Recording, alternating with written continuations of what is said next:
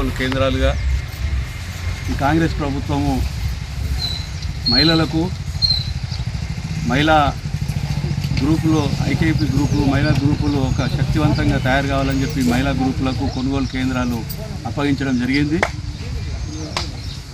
Society ద్వారా కొంటున్నారు. మహిళా శక్తులు కూడా మహిళా మనులు కూడా మహిళా సోదరుమణులు కొనాలని చెప్పి ముఖ్యమంత్రి గారు మహిళల్ని చైతన్యవంతులు చేసి మహిళల్ని కూడా ఒక శక్తివంతులుగా చేసి మంచి అభివృద్ధి చెందాలన్న ఉద్దేశంతో మహిళా గ్రూపులకు కొనుగోలు కేంద్రాలు కేటాయించడం జరిగింది. ఇది మన మండలంలో అన్ని గ్రామాలలో మన ఎమ్మెల్యే గారు చిత్తశుద్ధితో ఎమ్మెల్యే గారు ఇంట్రెస్ట్తో అన్ని గ్రామాల్లో ఐపీఐకి గ్రూపులకు ఇచ్చిండ్రు. ఇంకా మిగిలిన 1-2-3 గ్రామాలు తప్ప ఆల్మోస్ట్ అన్ని గ్రామాలు అయినాయి.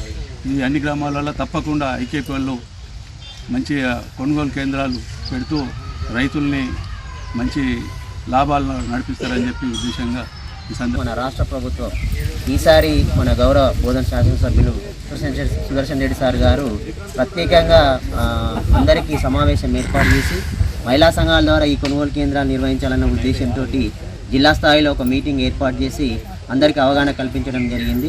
దాన్ని ఇక్కడే కాకుండా సీఎం గారి దృష్టికి రేవంత్ రెడ్డి గారి దృష్టికి తీసుకెళ్ళి ప్రతిష్టాత్మకంగా జిల్లాలో ఈసారి మనకు 332 కొనుగోలు కేంద్రాలు ఐకేపీ కేటాయించినందుకు సుదర్శన్ రెడ్డి సార్ గారికి ప్రత్యేక ధన్యవాదాలు.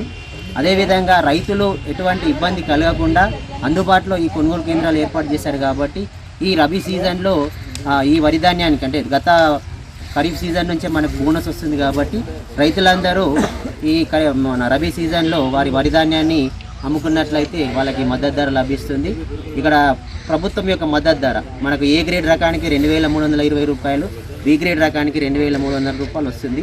అయితే రైతులు 17 తేమ శాతంతో ధాన్యాన్ని కొనుగోలు కేంద్రానికి తీసుకురావాలి. అదేవిధంగా చెన్ని బట్టి మంచి నాణ్యమైన ధాన్యాన్ని అంటే పుట్టు పూళ్ళు తాళ్ళు లేకుండా తీసుకొచ్చినట్లయితే వారికి మనం ఈ ధాన్యాన్ని సేకరించి మన రైస్ మిల్లర్స్కి పంపించడం జరుగుతుంది. ఈ పంపించే ముందే రైతులు వారి యొక్క పట్టా పాస్ పుస్తకము, వారి యొక్క బ్యాంక్ అకౌంటు, అదేవిధంగా వాళ్ళ ఆధార్ కార్డు, అదేవిధంగా వాళ్ళు కౌలు చేసే కౌలునామా ఇవి ఇచ్చినట్లయితే అదే రోజు మనం లారీలో పంపించిన ధాన్యాన్ని ట్రక్ షీట్ తీసుకొని వచ్చి ఇమీడియట్లీ మేము ట్యాబ్ ఎంట్రీ చేయడం జరుగుతుంది. ఈరోజు చూసుకుంటే మన మండల్లో 22 కొనుగోలు కేంద్రాలు మనకు మంజూరు కావడం జరిగింది. ఇప్పుడు 19 కొనుగోలు కేంద్రాలలో ఈ వరి ధాన్యం కొనుగోలు సజావుగా సాగుతూ ఉన్నాయి. నిన్నటికి తీసుకుంటే మనకి దాదాపు 1,10,00,000 రూపాయలు ఆల్రెడీ రైతు ఖాతాల్లో పడిపోయింది. ఇది గవర్నమెంట్ యొక్క గొప్పతనం. ఎందుకంటే రైతులు కూడా వాళ్ళు ముందే మనకి ఇవన్నీ అందజేయడం వల్ల ట్యాబ్ ఎంట్రీ పూర్తి చేయడం జరిగింది కాబట్టి వాళ్ళకి వెంటనే డబ్బులు వేశారు. మనకు 48 అవర్స్లో 48 గంటల్లో ఆ డబ్బులు రైతులకు అందజేస్తారు కాబట్టి రైతులు వాళ్ళకి సంబంధించిన డాక్యుమెంట్స్ అన్ని మనకు సబ్మిట్ చేసి తప్పనిసరిగా వాళ్ళకి మద్దతు ధరతో పాటు బోనస్ కూడా రాబోతుంది. కాబట్టి ఇట్లాంటి అవకాశాన్ని ఈ రైతు సోదరులందరూ వినియోగించాలని కోరుతూ ఎందుకంటే ప్రభుత్వం ద్వారా నిర్వహిస్తున్న కొనుగోలు కేంద్రం ఇది.